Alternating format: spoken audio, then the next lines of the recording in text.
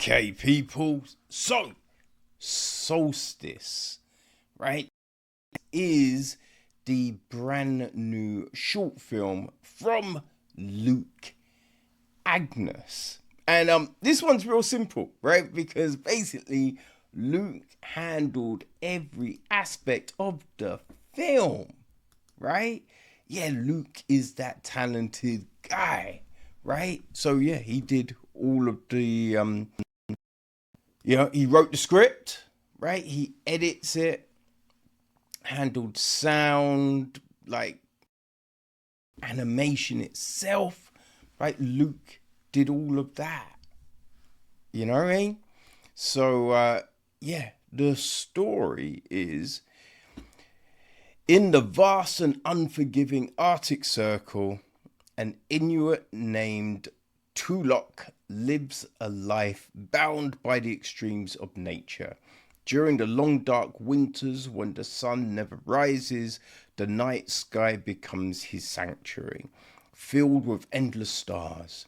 It was under these very stars that he and his beloved partner, Yuka, would let their imaginations soar, painting shapes and weaving stories across the infinite cosmic canvas. But after Yuka's tragic passing, Tulok is left to face life alone. Now he waits for the summer sun to finally set, winter to return when the stars reappear, and with them, Yuka.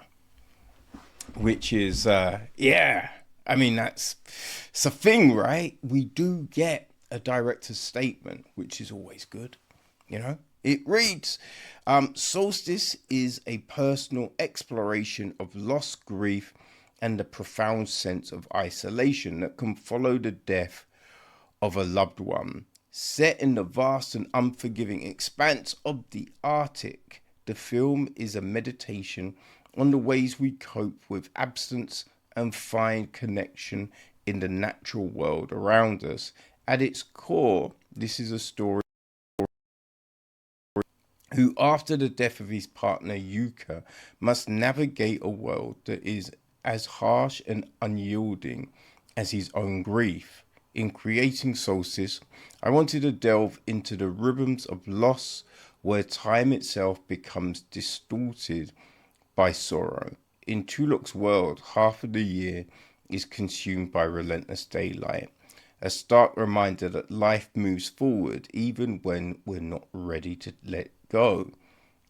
The other half, with its endless night, is where Tulok finds solace, looking up at the stars and imagining Yuka's presence, allowing him to keep her with him a little longer.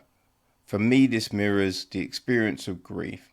There are periods where we are forced to confront our pain, and others when we retreat into memories and the familiar comforts of those we've lost.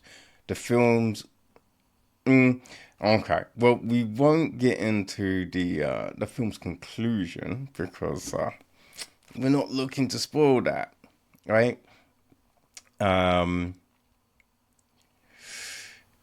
Yes.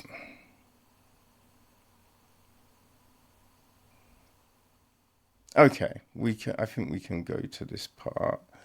Um, Dum dum. There is both beauty and sadness in this decision, reflecting a reality many face when dealing with grief, where the desire to hold on can lead to a kind of emotional stasis. Tulok's choice speaks to a more realistic, albeit painful, resolution. A loss one where healing does not always mean moving on, but sometimes means finding a way to exist in the shadow of what we lost. My hope with Solstice is to offer viewers a reflection on how we confront grief, how we hold on to the memory of those we've lost, and how even in the coldest and darkest of times we can find both beauty and tragedy in the ways we try to heal. So yeah, this is there's also a note, right? And Luke says Solstice was created entirely as a solo project over the course of nearly 4 years. 4 years, people. Working alone allowed me to shape every aspect of the film: writing, designing, animation, lighting, editing, and sound, with complete creative control and a unified emotional tone. The process was long and often isolating, but it allowed the film to stay true to its emotional core and the quiet, introspective atmosphere I envisioned from the beginning. Right? So, yeah, that's it, right? And I think you sometimes read these things and you go, okay, I get that. I don't know if it was fully captured in what we just watched. But with Solstice, man, this is a beautiful little short film. It really is. It's just about 10, 11 minutes, right? And there's so much here, right? So much here. There's no dialogue, people, right? It's a silent film. And we just have the score to, accompany what we're watching. Now, people, right? There's times I'm not always a fan of mood music, but I think the score does a wonderful job of invoking, like, what we're seeing, right? There's a bit where time passes, and the score really, you go, yeah, that's exactly what's going on here. You know what I mean? Like the visuals and the sound just come together in a perfect marriage, and we get that all the way through. You know, it's yeah, it's one of them stories that it makes you smile, but also, oh, you feel the loss. You really do feel the loss, right?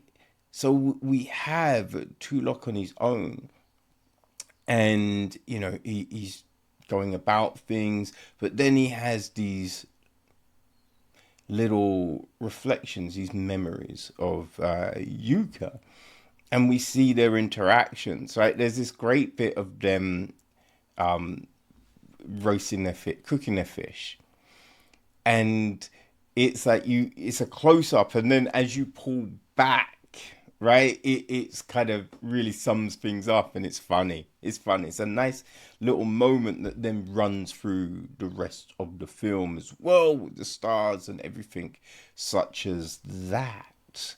you know it is really well paced. Nothing feels rushed. It doesn't feel stretched out. It just feels right. You know what I mean? Just feels right. And you're with this, watching the track of time, right? As he's kind of willing the night to come back around. And I think with that as well, like it really reminded me of, just the traditional day and night, right? Because in the Arctic Circle, it's light for 6 months, I think, and then dark for 6 months. So it's very drastic. We had that in some Scandinavian countries as well.